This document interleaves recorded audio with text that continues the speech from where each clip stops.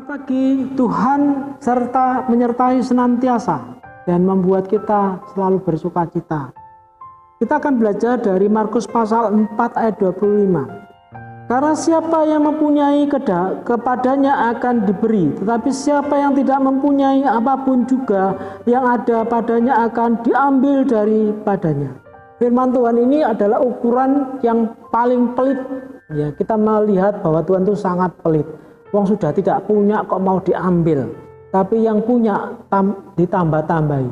Saudara, firman Tuhan ini adalah kontradiktif, sesuatu yang kelihatannya itu bertentangan dengan kemurahan Tuhan dan kasih Tuhan.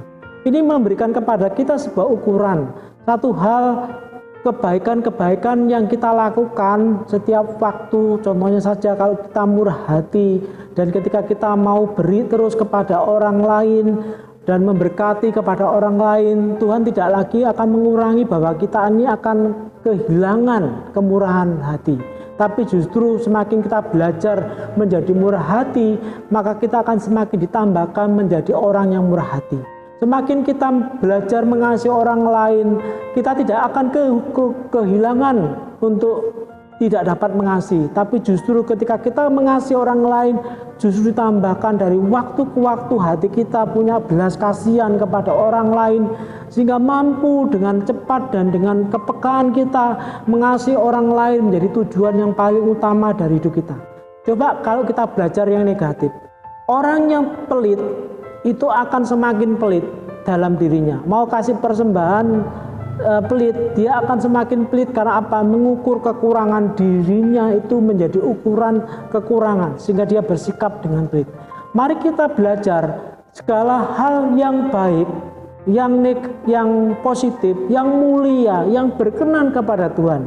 Semakin kita lakukan dari waktu ke waktu, Tuhan tidak akan pernah mengurangi itu, tapi justru menambahkan supaya kita menjadi cakap dan terbiasa menjadi karakter hidup seorang Kristen yang sangat baik. Tetapi ketika kita dan saudara sekalian melakukan sesuatu yang salah, sesuatu yang tidak lagi hal yang baik, saudara akan kehilangan itu. Dan pada akhirnya hati nurani kita itu tidak lagi punya kepekaan, dan pada akhirnya kita kehilangan yang baik daripada hidup kita. Berbuat baiklah yang berkenan kepada Tuhan dan memberkati banyak orang. Tuhan akan semakin tambahkan yang baik dari hidup kita. Mari kita akan berdoa. Kami mensyukuri kalau kami percaya kepada Tuhan, Tuhan telah menyelamatkan hidup kami, dan Tuhan menunjukkan kasih kebaikan Tuhan itu nyata pada hidup kami. Kami melihat Engkau tidak akan pernah kekurangan kebaikan untuk Tuhan berikan kepada kami, yang kadangkala menjemukan, kadangkala membuat dosa, tetapi Tuhan semakin baik kepada hidup kami.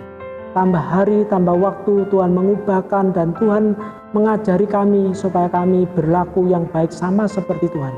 Tuhan ajar kami supaya itu kami lakukan senantiasa, supaya itu menjadi karakter-karakter yang diberkati oleh Tuhan, sehingga kami punya kelimpahan-kelimpahan yang baik oleh sebab Tuhan mengajarkan kepada hidup kami untuk kami lakukan senantiasa di dalam segala hal.